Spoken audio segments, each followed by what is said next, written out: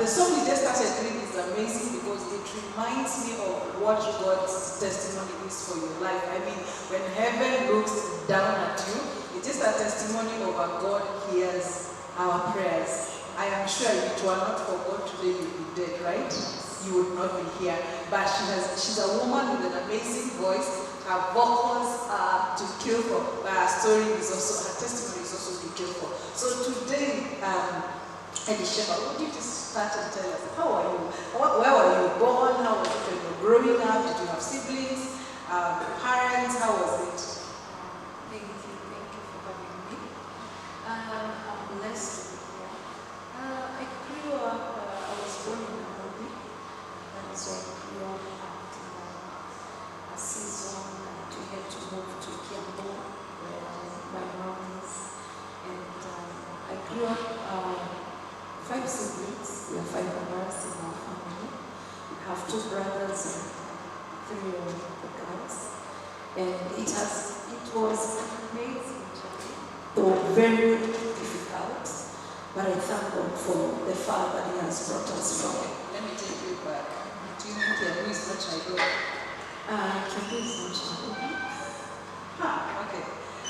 Yeah, so she moved from Nairobi to Kiambu. At what age did you move back to Kiambu with your family? I think I was around 9 years old. Okay. Yes. Are you the first one? No, I'm not the first one. Okay. I'm the 4th one. You're the first one. You're sorry for me. Yes. Okay. So how was it growing? Was it smooth? Was it hard? How was it like? It was not smooth. My mom and my dad were together when we were in Nairobi.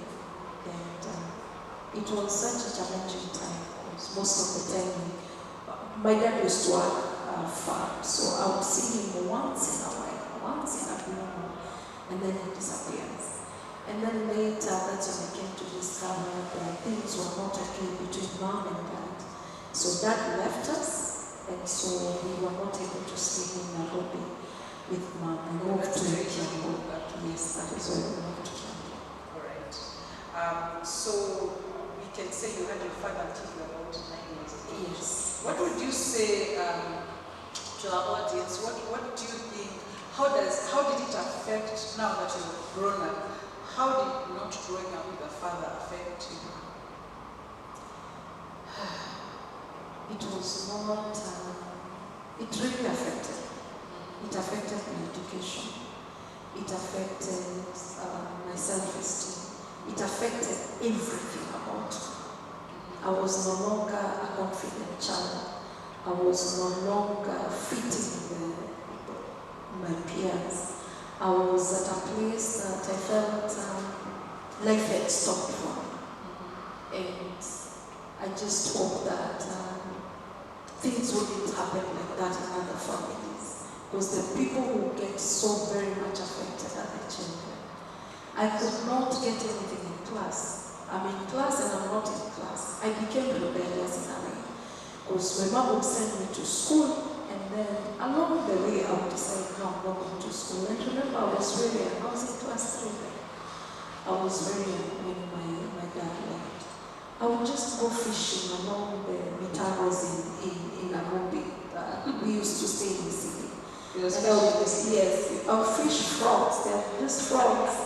The tadpole. Yeah. And for me it was a fish. Yeah. And I would stay along the rivers, and then in the evening when other children are going home, I would just tag along and go home. So you take the tadpoles? Yes, with the bottle. Okay. It was rebellion. Let's see now, you get to high school now? Yes, I got to high school. Boarding? Day school? No, day school. I was in Lake Nakuru. Okay. That's when I went to school. And now because it's in Nakuru, where are you staying? I was staying, amazingly, it is quite a story. I was funded by the church. At first I was staying with my brother. Yeah. And my brother was working in Nakuru town.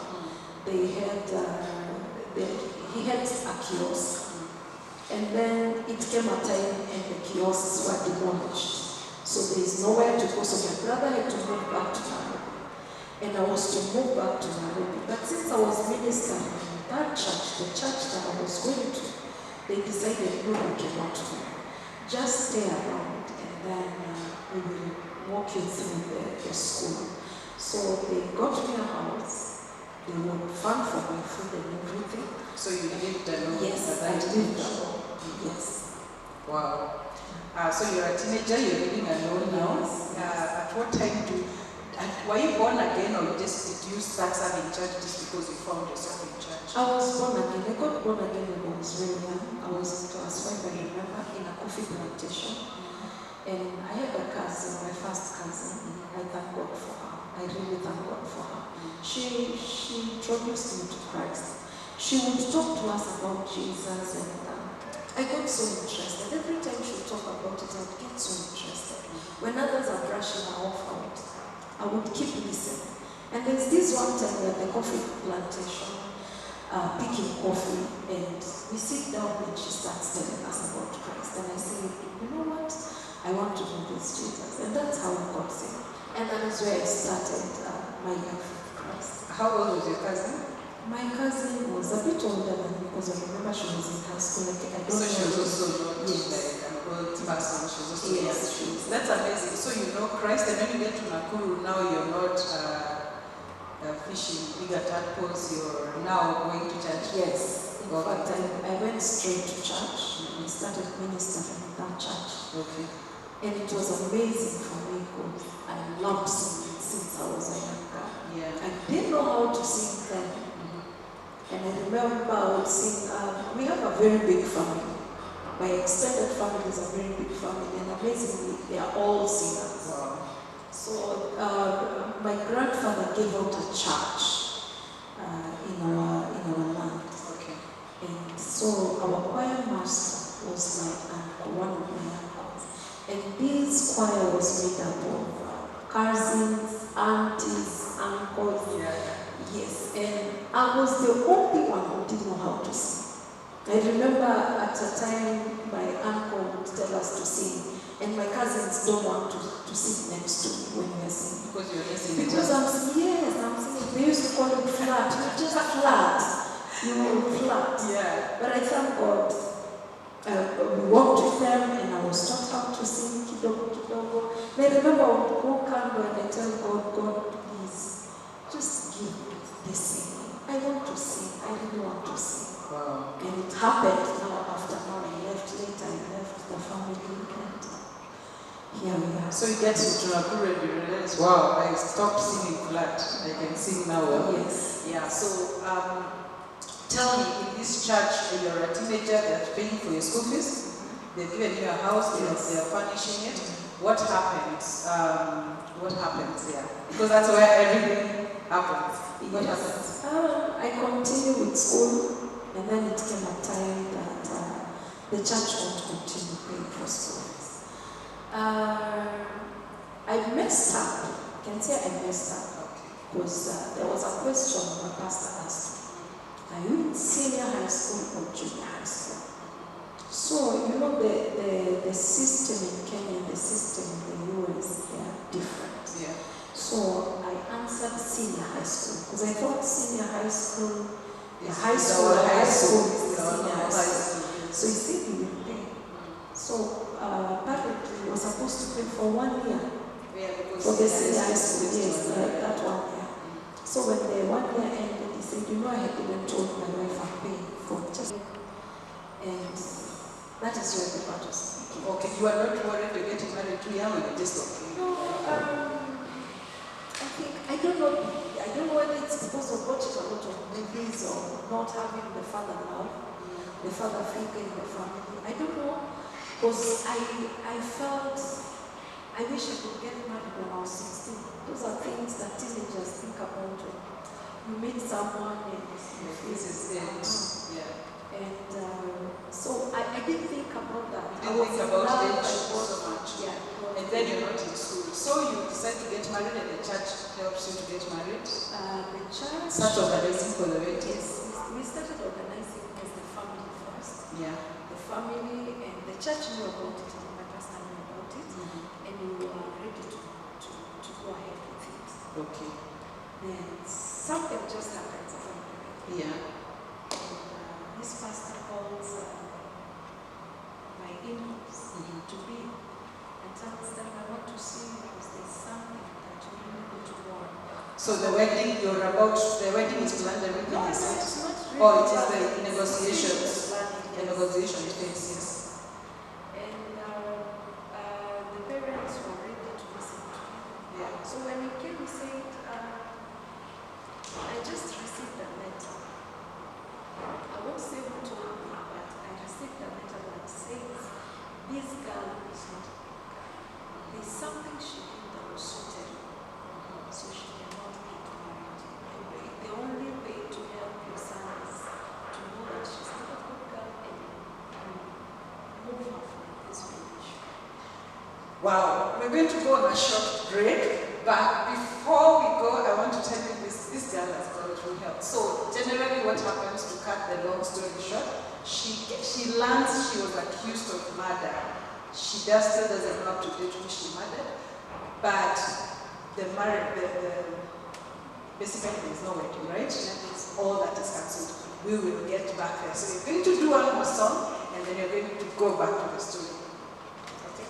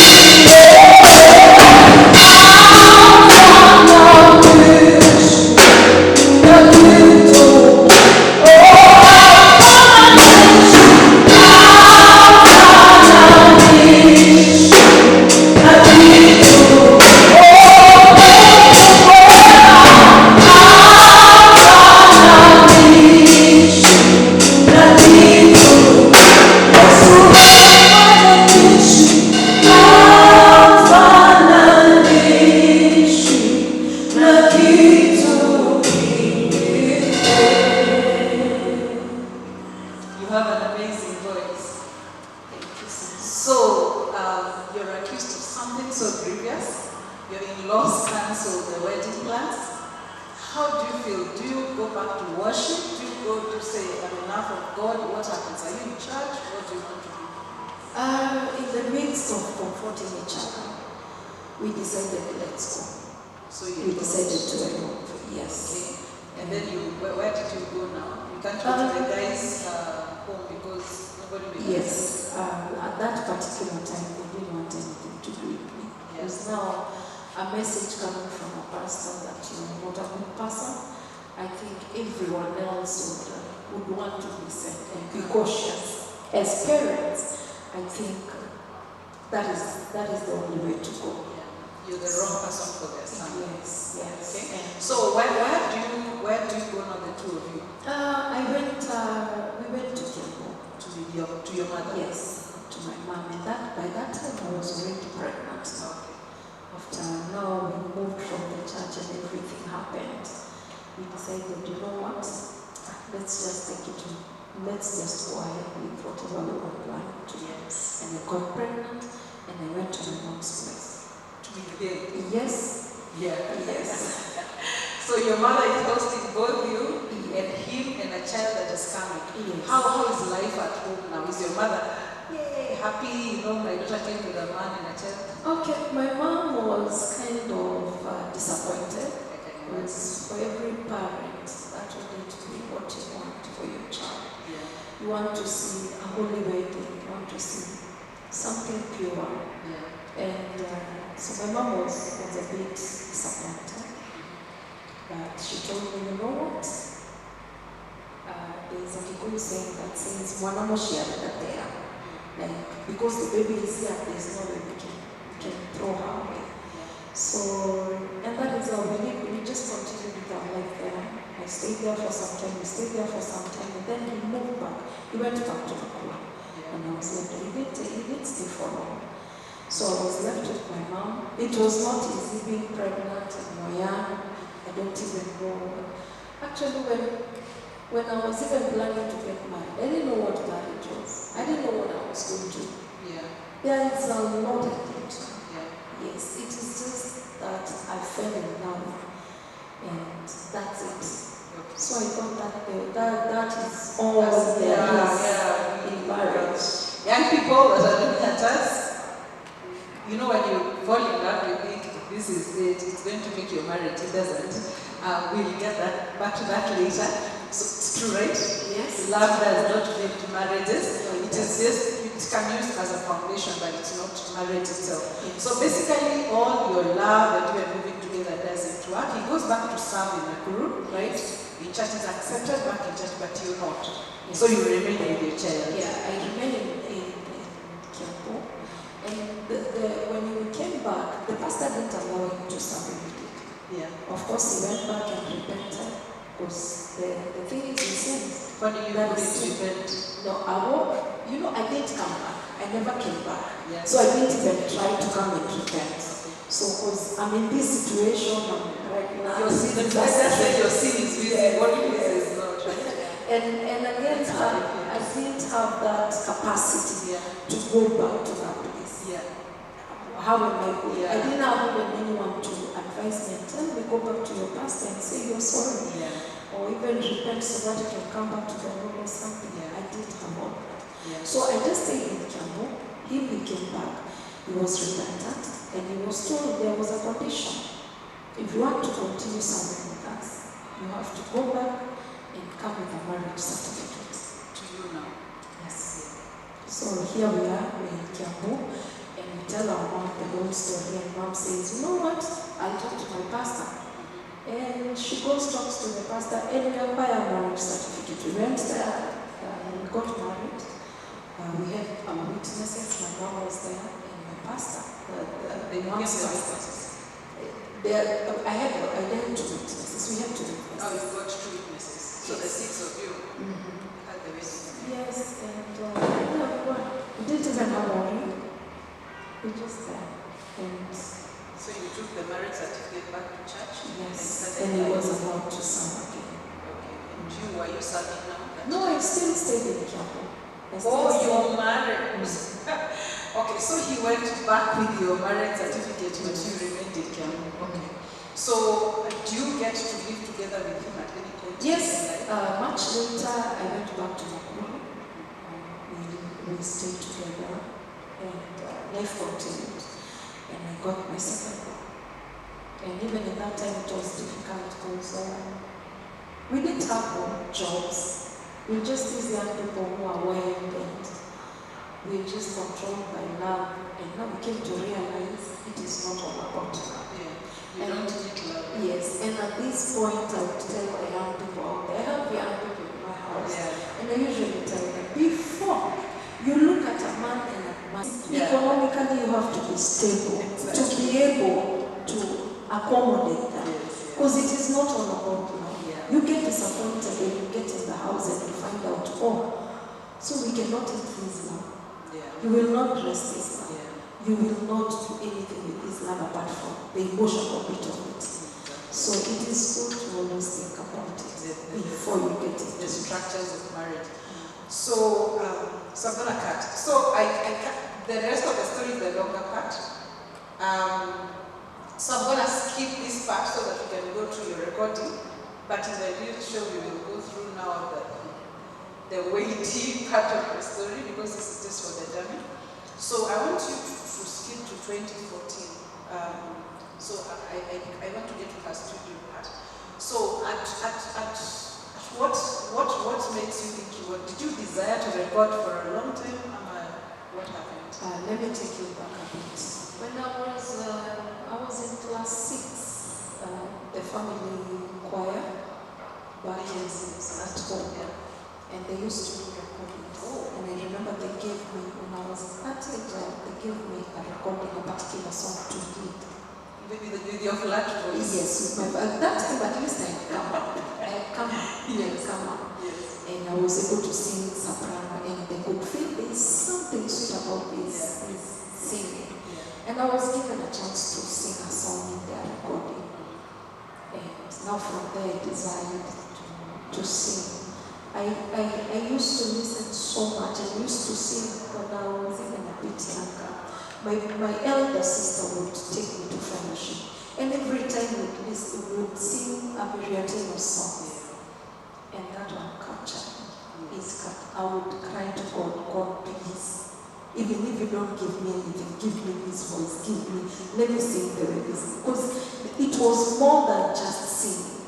There was something spiritual about her music. Miriatino, did you hear that?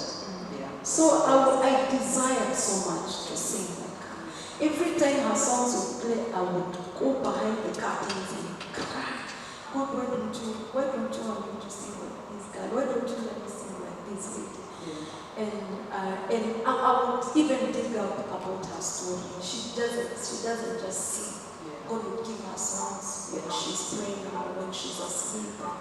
And she record this song at this season and take so long before she records the other one, seeking the face of God. I desired that. So when I found an opportunity by God's grace to sing, it was a lovely season for me. The songs that I've sung in that album, they came through a very hard time in my life, in my relationship. And that is why God gave me those songs.